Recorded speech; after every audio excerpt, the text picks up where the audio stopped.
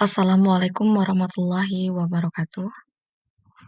Kami dari kelompok 3 ingin mempresentasikan hasil kerja diskusi kami, yang di mana kami membahas tentang pokok pembahasan DSS atau Decision Support System dan SIM, Sistem Informasi Manajemen.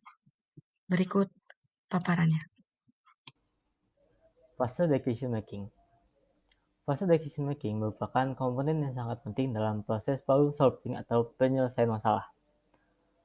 Pada fase ini, dengan mengambil keputusan yang tepat, maka kita dapat menyelesaikan masalah dengan lebih efektif dan efisien.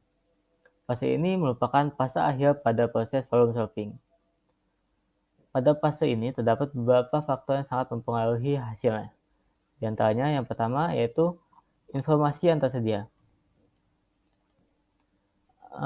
Semakin baik kualitas informasi yang tersedia, maka akan semakin baik juga keputusan yang akan diambil kelak.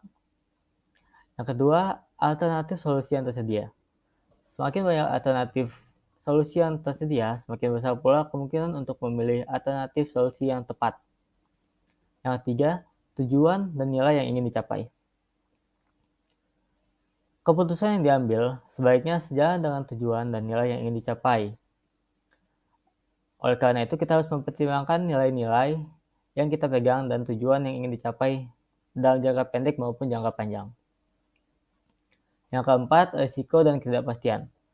Setiap keputusan pasti memiliki risiko dan ketidakpastian. Oleh karena itu, kita perlu mempertimbangkan kemungkinan risiko dan ketidakpastian yang mungkin terjadi dalam jangka pendek maupun jangka panjang.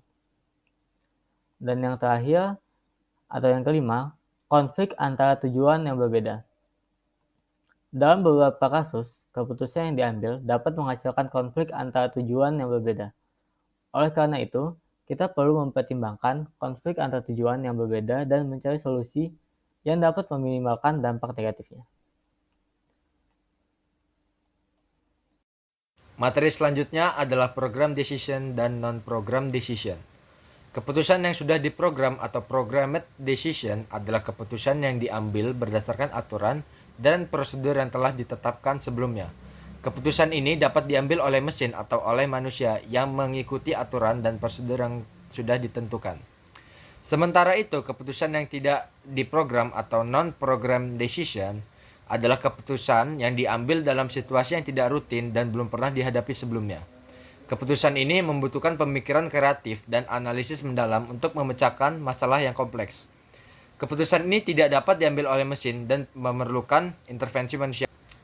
Ketika membuat suatu sistem atau program komputer, penting untuk mempertimbangkan kedua jenis keputusan ini dan menentukan bagaimana sistem akan menangani situasi yang tidak terduga atau tidak diprogram sebelumnya. Sehingga sistem atau program komputer dapat bekerja secara efektif dan efisien dalam mengatasi masalah yang dihadapi. Optimization, satisficing, and heuristic approaches dalam DSS. Optimization, satisficing, and heuristic approaches juga dapat diterapkan dalam sistem pendukung keputusan DSS, yang merupakan sistem yang digunakan untuk membantu pengembalian keputusan dalam suatu organisasi atau lingkungan bisnis. Berikut adalah penjelasan lebih lanjut tentang bagaimana ketiga pendekatan tersebut dapat diterapkan dalam DSS. Optimization, optimasi dalam DSS. Decision Support System. Pendekatan optimalisasi dalam DSS bertujuan untuk mencari solusi yang optimal atau hasil terbaik dari beberapa alternatif yang mungkin ada.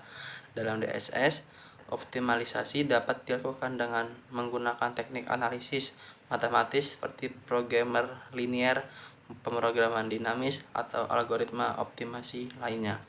Pendekatan optimalisasi dalam DSS dapat membantu pengambilan keputusan untuk menemukan solusi terbaik yang mengoptimalkan tujuan atau kriteria tertentu, seperti meminimalkan biaya, memaksimalkan keuntungan, atau mengoptimalkan lokasi sumber daya.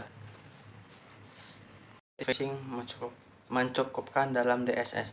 Pendekatan satisfying dalam DSS bertujuan untuk mencari solusi yang cukup baik atau memadai, tanpa mencari solusi yang optimal atau terbaik. Dalam DSS, pendekatan satisfying dapat diterapkan dengan membatasi pencarian solusi atau mengatur batasan pada solusi yang dihasilkan. Contohnya, DSS dapat memberikan rekomendasi berdasarkan threshold tertentu atau menghasilkan pilihan solusi yang memenuhi kriteria minimal tertentu. Pendekatan satisfying dalam DSS dapat digunakan jika waktu atau sumber daya terbatas, namun masih ingin mencapai hasil yang diterima. Heuristik dalam DSS. Pendekatan heuristik dalam DSS menggunakan aturan praktis atau aturan pikiran yang digunakan sebagai panduan dalam pengambilan keputusan. Dalam DSS, heuristik dapat digunakan untuk mengurangi kompleksitas masalah atau mempercepat proses pengambilan keputusan. Contohnya, DSS dapat menggunakan aturan atau algoritma sederhana untuk memberikan rekomendasi atau mempersempit pilihan solusi yang mungkin. Namun, perlu diingat bahwa heuristik tidak selalu menghasilkan solusi optimal atau akurat karena mereka didasarkan pada asumsi atau generalisasi yang sederhana. Materi selanjutnya adalah keuntungan dari informasi dan decision super system. Beberapa bentuk dampak positif dari penggunaan informasi dan decision super system atau DSS adalah meningkatkan performa dalam pengambilan keputusan. Beberapa contohnya yaitu 1. Kualitas pemilihan.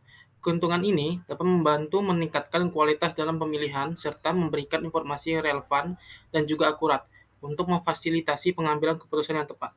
Kedua, kompleksitas masalah. Dalam hal ini, informasi dan DSS memfasilitasi penyelesaian masalah yang kompleks melalui penyediaan data yang terstruktur dan sistematis. Hal ini dapat membantu mengurangi kompleksitas dalam pengambilan keputusan dan memastikan bahwa keputusan yang diambil berdasarkan pada data yang tepat. Namun, ada pula beberapa dampak negatif dari penggunaan informasi dan DSS dalam segi biaya, yaitu 1. Biaya hardware. Penggunaan informasi dan DSS memerlukan adanya perangkat keras ataupun hardware yang memadai untuk menjalankan suatu sistem. 2. Biaya software. Sama seperti hardware, software pun memerlukan software yang memadai untuk menjalankan sistem. Biaya perangkat lunak dapat menjadi mahal dan dapat dihitung dalam biaya operasional organisasi. Ketiga, biaya database. Penggunaan informasi dan DSS memerlukan database yang besar dan terstruktur untuk menyimpan segala informasi. Keempat, biaya jaringan dan internet. Penggunaan informasi dan super sistem DSS juga memerlukan koneksi internet yang stabil dan handal untuk menjalankan sistem. Kelima, biaya personel.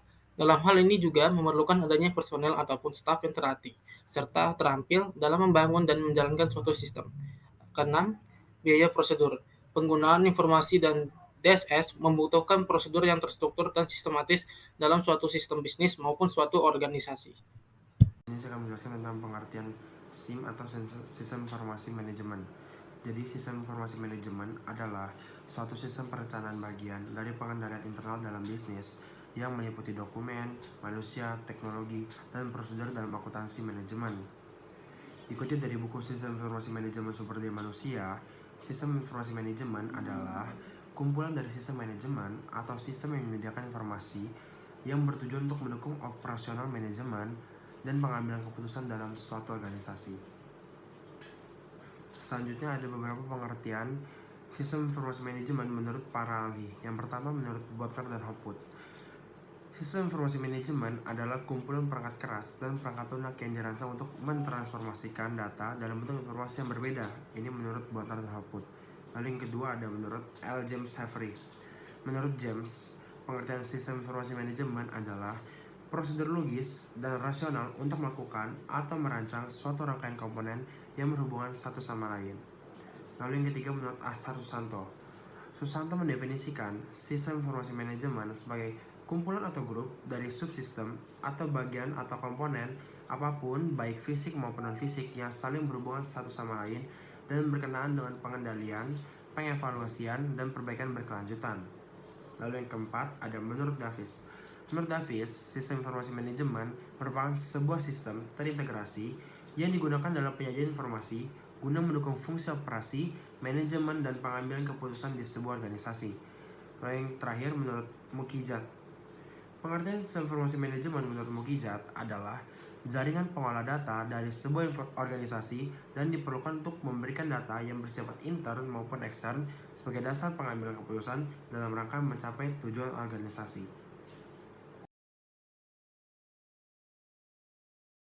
sistem ERP dan apa hubungan sistem ERP dan TPS dalam rantai pasokan dan transaksi bisnis. Itu sistem tersebut dapat mendukung rantai pasokan dan transaksi bisnis seperti pemesanan bahan baku, melacak tingkat investasi, dan memproses pesan pelanggan. TPS dapat menangkap transaksi ini secara real time, sementara sistem ERP dapat menggunakan data ini untuk mengoptimalkan operasi rantai pasokan dan meningkatkan layanan pelangganan. Sistem ERP dan TPS basic data operasional. Sistem ERP dan TPS keduanya dapat diinteraksi dengan basis data operasional yang berisi data tentang operasi organisasi sehari-hari. TPS dapat memperbaharui database operasional secara real-time, sementara sistem ERP dapat menggunakan data ini untuk membuat laporan dan memberikan wawasan tentang kinerja operasi. Tapi apa hubungannya dengan daftar input dan kesalahan? TPS dapat hasilkan daftar input dan kesalahan untuk membantu menghasilkan akurat input data ke dalam sistem. Daftar ini dapat membantu mengidentifikasikan data yang hilang atau salah, memungkinkan pengguna memperbaiki kesalahan dan meningkatkan kualitas sebuah data. Sistem ERP dan TPS juga dapat ada kaitannya dengan database transaksi yang valid. Sistem operasi manajemen. TPS menangkap transaksi yang valid seperti penjualan, pembawaan investasi, dan output produksi dan mencatatnya dalam database. Sistem ERP kemudian dapat menggunakan database ini untuk menghasilkan laporan dan memberikan manajemen wawasan tentang kinerja organisasi. Jadi, sistem informasi manajemen dapat menghasilkan berbagai jenis laporan untuk menyediakan manajemen dengan informasi yang mereka butuhkan untuk membuat keputusan. Seperti laporan terjadwal itu dihasilkan secara teratur seperti harian, mingguan, atau bulanan. Kayak indikator report yaitu memberi manajemen gambar kinerja organisasi terhadap metrik utama seperti pendapatan, margin keuntungan, atau kepuasan pelanggan. Ada lagi laporan pemerintahan. Ini dihasilkan sebagai tanggapan atas pemerintahan khusus dari manajemennya. Laporan pengecualian menyoroti area operasi organisasi yang menyimpang dari norma yang diharapkan. Laporan drill down memberikan informasi yang terperinci tentang area spesifik dari organisasi-organisasi. Management information systems is a system that provides management with timely and relevant information to help them make effective decisions. Application database is a software application that provides an organized collection of data that can be accessed, managed, and updated. The relationship between management information system and application database is that an MIS often relies on one or more application databases to gather and store the data that it uses to provide management with information. The application database serves as the source of data of the MIS. Application database can be used to support different type of information system. Decision support system is a type of information system that helps managers make decisions by providing them with tools and information to analyze the evaluate data. Executive support system is a type of information system that provides senior executives with the information they need to make strategic decisions. Specialized information systems are designed to support specific business functions such as accounting, human resources, or inventory management. An application database can be integrated with both corporate and intranet and a corporate extranet. A corporate intranet is a private network that is used within an organization to share information, application, and other resources. An application database can be integrated with corporate intranet to provide employees with access to the data they need to perform their jobs. corporate extranet is a private network that is used to share information and resources with external partners such as vendors, suppliers, and customers. Information and sources with external such as vendors, suppliers, and customers. An application database can be integrated with corporate external to provide external partners with access to the data they need to conduct business with the company. And back to management information system can be also integrated with both external database and internal corporate database to provide management system. External database contains information about the organization, external environment such as market trends, competitors data, and economical indicators. Corporate database contain information about the organization's internal operations such as sales data, financial data, and inventory data. Lalu di sini saya akan menjelaskan tentang jenis-jenis laporan yang dihasilkan oleh Sistem Informasi Manajemen atau SIM. Yang pertama ada real time. Laporan jenis ini dapat dimonitoring secara langsung dan biasanya dipakai dalam bisnis untuk melihat setiap perubahan pada informasi secara langsung tanpa ada batasan waktu. Oleh karena bisa dipantau kapan saja, maka setiap perubahan langsung dikabarkan, bahkan jika perlu dibenahi saat itu juga. Lalu yang kedua ada Transaction Processing System atau TPS. Transaction Processing System merupakan sistem pengolahan informasi yang ditujukan untuk orang atau karyawan yang bertugas mengawasi jalannya organisasi perusahaan sehari-hari dan melakukan transaksi rutin perusahaan dengan pihak luar. Contoh dari TPS adalah penjualan, menerima pesanan, reservasi hotel, dan lain-lain. Lalu yang ketiga ada Knowledge Work System atau KWS. Adalah sistem informasi yang ditujukan untuk membantu orang atau karyawan yang mempunyai keahlian khusus dalam menciptakan dan memadukan keahlian baru dalam organisasi. Contoh dari KWS adalah Engineering Workstations, Graphics Workstations atau Desain Promosi Produk, Office Automation System atau OAS. Lalu ada menangani pekerjaan manajemen atau word processing atau digital filling dan desktop publishing. Penjadwalan kerja ada atau electronic calendars, dan komunikasi seperti email, voicemail, atau video conferencing. Lalu yang keempat ada Management Information System atau MIS. Merupakan sistem informasi yang didesain untuk melayani kebutuhan manajemen untuk memonitor, mengendalikan atau mengawasi, mengambil keputusan, dan melakukan pekerjaan administrasi. Contoh dari MIS adalah manajemen penjualan, pengendalian persediaan, analisis investasi decision, support system atau DSS, analisis wilayah penjualan, penjadwalan produksi, dan analisis biaya. Lalu yang kelima ada Executive Support System atau ISS atau Sistem Support Eksekutif. Adalah sistem informasi yang ditujukan untuk tingkatan teratas perusahaan, yaitu manajemen senior untuk mendukung keputusan senior manajemen dalam aktivitas perencanaan jangka panjang perusahaan. Contohnya, dalam persoalan pemasaran, bagaimana ramalan dan kecenderungan penjualan di masa 5 tahun yang akan datang, dan sebagainya. Lalu yang keenam ada Decision Support System atau DSS.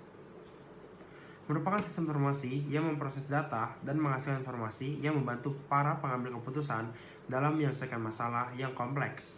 DSS dapat membantu pengambil keputusan memperkirakan hasil dari beberapa alternatif tindakan dan memilih tindakan yang paling optimal. DSS dapat digunakan dalam berbagai bidang seperti keuangan, pemasaran, dan produksi. Lalu ada Geographic Information System atau GIS. Adalah sistem informasi yang digunakan untuk memvisualisasikan dan menganalisis data yang berkaitan dengan lokasi. GIS juga dapat membantu pengguna untuk membuat peta yang interaktif dan dapat digunakan dalam berbagai bidang seperti pemetaan kota, perencanaan kota, dan manajemen sumber daya alam. Yang kedelapan ada Expert System atau ES. Ini merupakan sistem informasi yang dapat meniru kemampuan seorang ahli dalam menyelesaikan masalah yang kompleks. IS digunakan untuk membantu pengguna dalam mengambil keputusan dan memecahkan masalah yang berkaitan dengan bidang yang spesifik.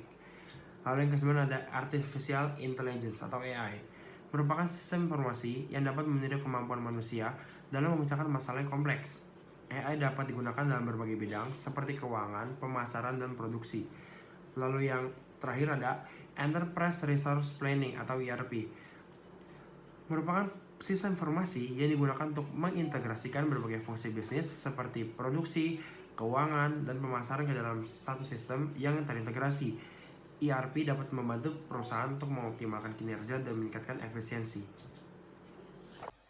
Karakteristik SIM dibuat dengan perencanaan yang matang, memberikan banyak sudut pandang secara menyeluruh dari dinamika dan struktur organisasi, kerja dalam sistem yang lengkap dan komprehensif yang aman, serta mencakup semua interkoneksi serta subsistem dalam sebuah organisasi.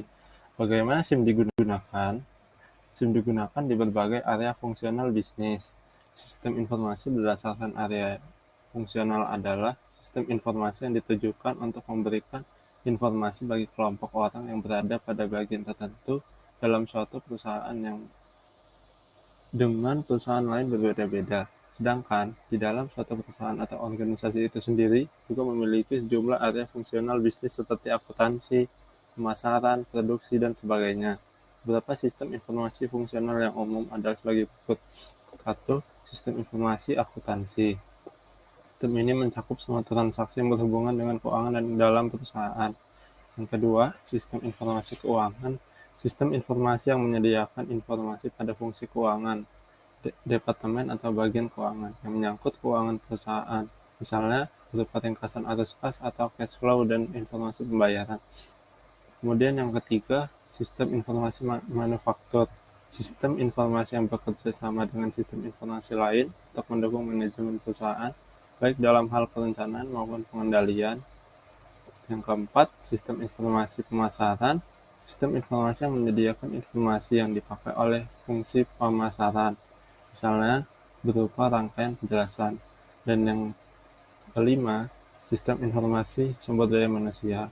Sistem informasi yang menyediakan informasi yang dipakai oleh fungsi personalia, misalnya berisi informasi gaji, ringkasan pajak, dan tunjangan-tunjangan hingga kinerja pegawai. Pengertian DSS, Decision Support System atau DSS adalah sebuah sistem informasi yang memiliki basis komputerisasi. Sistem tersebut merupakan bagian sistem manajemen pengetahuan dan berperan untuk mendukung aktivitas pengambilan keputusan pada sebuah perusahaan atau organisasi. DSS dapat diartikan pula sebagai sebuah sistem yang berguna untuk mendukung proses analisis ad hoc terhadap data, model sebuah keputusan, orientasi terhadap perencanaan di waktu mendatang, dan juga berorientasikan kepada sebuah keputusan. Adanya DSS ini mampu membantu perusahaan memecahkan masalah atau melakukan komunikasi terhadap kendala yang terstruktur dan tidak terstruktur. Karakteristik DSS. 1. Mampu membantu proses pengambilan keputusan serta fokus terhadap manajemen sesuai dengan persepsi dan informasi yang tersedia. 2. Memiliki interface mesin atau manusia, di mana user atau pihak manusia masih memegang kontrol terhadap rangkaian pada proses pengambilan sebuah keputusan menggunakan DSS. 3. Mendukung sejumlah proses dalam pengambilan keputusan terhadap pembahasan masalah dengan lebih terstruktur, tak terstruktur, maupun semi-terstruktur. 4. Mempunyai sejumlah subsistem yang terintegrasi sedemikian rupa, serta mampu berfungsi dalam sebuah kesatuan sistem secara andal. 5. Memerlukan struktur data lebih komprehensif serta mampu memenuhi kebutuhan informasi pada seluruh tingkatan manajemen di perusahaan atau organisasi. Komponen penyusun DSS. 1. Data manajemen. Komponen ini mencakup pusat data yang berisi informasi atau data relevan terkait sejumlah situasi dan kondisi. Database di komponen ini telah diatur oleh sebuah perangkat lunak atau software yang disebut dengan sistem database manajemen. Yang kedua, model manajemen. Manajemen model ini melibatkan model keuangan, manajemen sains statistikal, serta sejumlah model kualitatif lainnya. Karenanya, adanya komponen ini membuat DSS dapat memberi kemampuan analisis terhadap sistem maupun kebutuhan manajemen di sebuah perangkat lunak. 3. Communication. Melalui komponen ini, pengguna DSS dapat melakukan komunikasi serta memberikan perintah terhadap sistem komputernya. Dan yang terakhir, knowledge management. Manajemen pengetahuan adalah komponen dengan sifat lebih opsional. Alasannya karena fungsi subsistem ini ialah mendukung komponen lain serta mempunyai tugas untuk menjadi komponen yang dapat berdiri sendiri. Keunggulan DSS. 1. Sistem pendukung keputusan meningkatkan kecepatan dan efisiensi kegiatan pengambilan keputusan. Hal ini tentunya sangat dimungkinkan karena DSS dapat mengumpulkan dan menganalisis data waktu nyata. 2. Mempromosikan pelatihan dalam organisasi, karena keterampilan khusus harus dikembangkan untuk mengimplementasikan dan menjalankan DSS dalam suatu organisasi. Yang ketiga, mengotomatiskan proses manajerial yang monoton, yang berarti lebih banyak waktu manajer dapat dihabiskan untuk pengambilan keputusan. Dan yang keempat, meningkatkan komunikasi interpersonal dalam organisasi. Kelemahan DSS. 1. Biaya untuk mengembangkan dan menerapkan DSS merupakan investasi modal yang terbilang sangat besar, di mana itu membuatnya menjadi kurang dapat diakses oleh organisasi yang lebih kecil. 2. Perusahaan bisa ketergantungan pada DSS, karena itu diintegrasikan ke dalam proses pengambilan keputusan harian untuk meningkatkan efisiensi dan kecepatan. Namun karena manajer cenderung terlalu mengandalkan sistem, maka itu menghilangkan aspek subjektivitas dalam pengambilan keputusan. 3. DSS dapat menyebabkan kelebihan informasi karena sistem informasi cenderung mempertimbangkan semua aspek dari suatu masalah, di mana hal ini seringkali menciptakan dilema bagi pengguna akhir atau end user, karena mereka memiliki banyak pilihan. Yang keempat, penerapan DSS dapat menyebabkan ketakutan dan reaksi negatif dari karyawan tingkat bawah, terlebih karena banyak dari mereka tidak nyaman dengan teknologi baru dan takut kehilangan pekerjaan karena adanya teknologi. Contoh software atau tools DSS. Yang pertama ada Microsoft Excel. Excel dapat digunakan sebagai DSS dengan menggunakan fitur analisis data dan pemrograman makro. Excel dapat digunakan untuk mengolah data dan menghasilkan laporan yang membantu pengambilan keputusan. Yang kedua ada Table.au. Table.au adalah platform analisis data dan visualisasi yang dapat membantu dalam mengambil keputusan berdasarkan data. Table.au memiliki berbagai fitur seperti pemetaan, grafik interaktif, dan kemampuan untuk menggabungkan berbagai sumber data. Lalu ada SAS. SAS adalah perangkat lunak analisis data dan statistik yang digunakan untuk membantu pengambilan keputusan di berbagai bidang. SAS memiliki berbagai fitur seperti model prediksi, pemrosesan data, dan laporan. Selanjutnya ada Power BI. Power BI adalah platform analisis data dan visualisasi dari Microsoft yang memungkinkan pengguna untuk mengumpulkan data dari berbagai sumber dan membuat laporan interaktif dan grafik. Lalu ada SAP Business Object, yaitu platform analisis data dan pelaporan yang digunakan untuk membantu pengambilan keputusan di berbagai organisasi dengan memberikan akses yang cepat dan mudah ke informasi bisnis penting. Dan yang terakhir ada Domo. Domo adalah platform analisis data dan visualisasi yang memberikan tampilan real-time dari data bisnis dan operasional, serta membantu pengambilan keputusan dengan memberikan informasi yang lebih baik tentang perilaku pelanggan, persediaan, dan operasi bisnis lainnya. Group Support System atau disingkat dengan GSS. Group Support System atau sistem pendukung kelompok adalah sistem komputer yang dirancang untuk membantu kelompok dalam membuat keputusan atau menyelesaikan masalah secara bersama-sama. Karakteristik GSS. Berikut ini adalah beberapa karakteristik Group Support System atau GSS. 1. Interaksi kelompok. GSS memungkinkan interaksi antara anggota kelompok yang berbeda-beda lokasi dan waktu sehingga memungkinkan kolaborasi yang efektif dalam membuat keputusan. 2. Penggunaan komputer.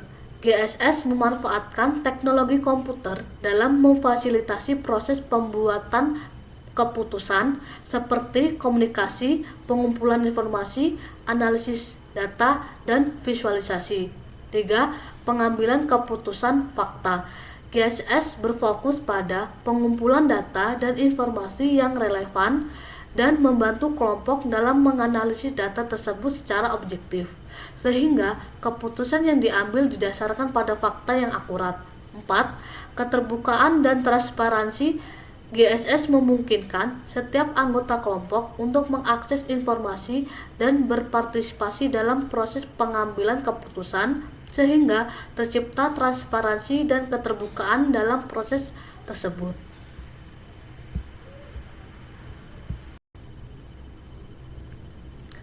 5. Mendukung proses kreatif. GSS juga dapat digunakan untuk memfasilitasi proses kreatif dalam kelompok, seperti brainstorming dan generasi ide. 6. Dukungan pada keputusan yang kompleks. GSS digunakan untuk membantu kelompok dalam membuat keputusan yang kompleks dengan menyeimbangkan antara faktor-faktor seperti risiko, biaya, manfaat, dan waktu. 7. Fasilitas komunikasi. GSS membantu meningkatkan komunikasi antar anggota kelompok dengan mengurangi hambatan komunikasi seperti perbedaan bahasa, lokasi, atau waktu. 8. Meningkatkan efisiensi. GSS dapat meningkatkan efisiensi dalam proses pengambilan keputusan dengan mengurangi waktu yang dibutuhkan dan memfasilitasi komunikasi yang lebih efektif antar anggota kelompok. 9. Dapat diskustominasi. GSS dapat disesuaikan dengan kebutuhan dan karakteristik kelompok yang menggunakan sistem tersebut.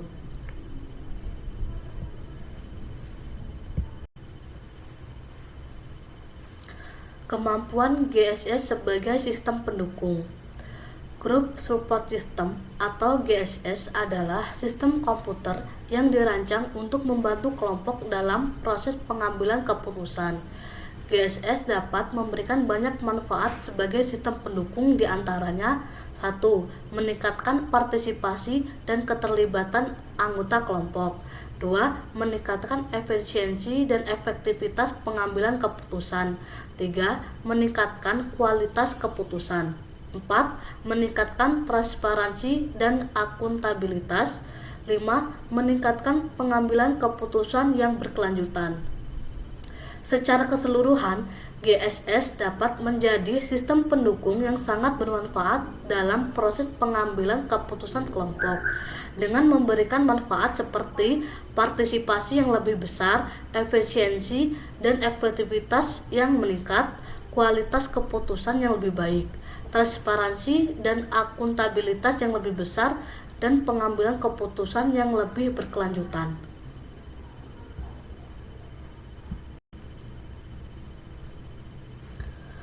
Contoh software dan atau tools GSS. 1.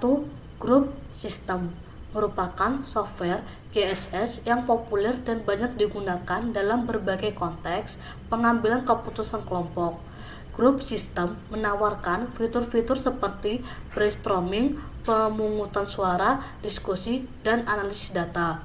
2. Think Tank software GSS yang menyediakan fitur-fitur seperti pengumpulan data, analisis data, dan presentasi hasil dalam format yang mudah dipahami. 3. Meeting Sphere tools GSS yang menawarkan fitur-fitur seperti brainstorming, pemungutan suara, dan fasilitas diskusi. 4.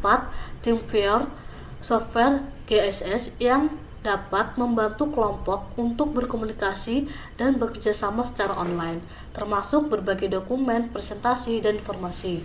5. Slack platform komunikasi yang dapat digunakan oleh kelompok untuk berdiskusi, berkolaborasi, dan berbagi informasi secara real time. 6.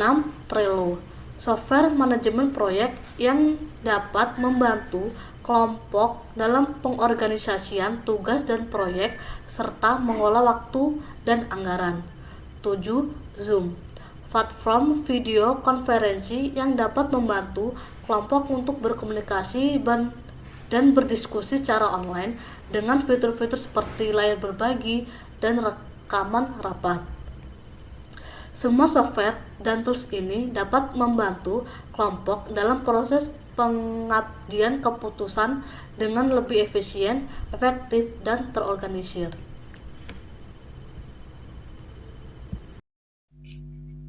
Executive Support System atau ESS.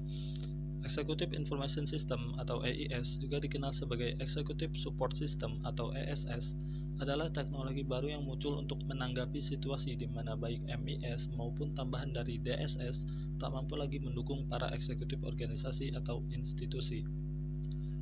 Karakter Executive Support System: 1. Drill down. 2. Faktor pendukung keberhasilan. 3. Akses status. 4. Analisa personal. 5. Komunikasi. 6. Navigasi informasi. 7. Penggunaan variasi media. 8. Laporan pengecualian. Kemampuan ESS sebagai sistem pendukung. 1. Hardware. Hardware atau perangkat keras ESS harus mencakup perangkat input yang dapat digunakan eksekutif untuk memasukkan, memeriksa, dan memperbarui data. 2. Software. Perangkat lunak atau software ESS harus mampu mengintegrasikan semua data yang tersedia ke dalam hasil yang kohesif. Perangkat lunak ESS harus memiliki kemampuan dalam menangani teks dan grafik, terhubung ke dalam database yang berisi semua data internal dan eksternal yang relevan, dan memiliki basis model yang melakukan analisis statistik rutin dan khusus, keuangan, dan analisa kuantitatif lainnya. 3. User Interface atau UI. Komponen UI harus mampu menghasilkan laporan terjadwal, frequently asked question, dan informasi lainnya. Akan lebih baik juga jika komponen ini dapat digerakkan oleh menu, yang memungkinkan eksekutif untuk memilih dari pilihan yang telah ditentukan untuk kebutuhan mereka. Yang keempat, kemampuan telekomunikasi. Sebagai seorang eksekutif, Anda tentu sering melakukan perjalanan bisnis. Hal ini mengharuskan ESS untuk memiliki kemampuan telekomunikasi sehingga tetap dapat diakses terlepas dari lokasi tempat eksekutif berada. Contoh software ESS. 1. E-commerce. E-commerce merupakan contoh dari sistem informasi yang memfasilitasi Anda bertransaksi online dari website maupun mobile untuk memberi barang atau jasa. 2. Booking online. Dengan booking online, Anda dapat memilih tempat atau tiket di tanggal tertentu, membandingkan harganya, serta mengecek ketersediaannya. Setelah booking, Anda akan mendapatkan output berupa bukti pemesanan. Yang ketiga, ada e-learning. Salah satu contoh sistem informasi yang dapat diimplementasikan di dunia pendidikan adalah electronic learning, atau biasanya dikenal dengan e-learning. Data berupa materi pembelajaran diproses kemudian disebarkan ke murid melalui teknologi.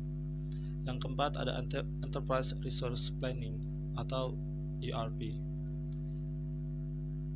ERP membuat proses bisnis menjadi lebih sederhana karena dapat terintegrasi dengan berbagai departemen di perusahaan.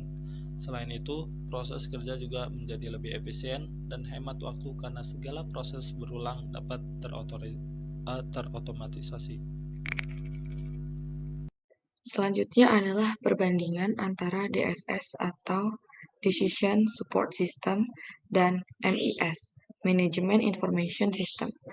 Jika dilihat dari fokus utamanya, DSS dan MES memiliki perbedaan, yaitu DSS lebih fokus kepada pemrosesan data yang kompleks dan analisis data untuk mengambil keputusan bisnis atau organisasi. Sementara MES fokus pada efisiensi operasionalnya. Jika kita lihat dari tujuannya, DSS bertujuan untuk mendukung kegiatan pengambilan keputusan bisnis atau organisasi, sementara MES bertujuan untuk mengumpulkan, mengelola, memproses, menyimpan, dan mendistribusikan informasi untuk mendukung peran manajerial untuk meningkatkan nilai keuntungan bisnis. Sementara dilihat dari sumber informasinya, DSS mendapatkan informasi dari pemodelan analitis, sementara MES memperoleh informasi dari hasil ekstraksi dan manipulasi data.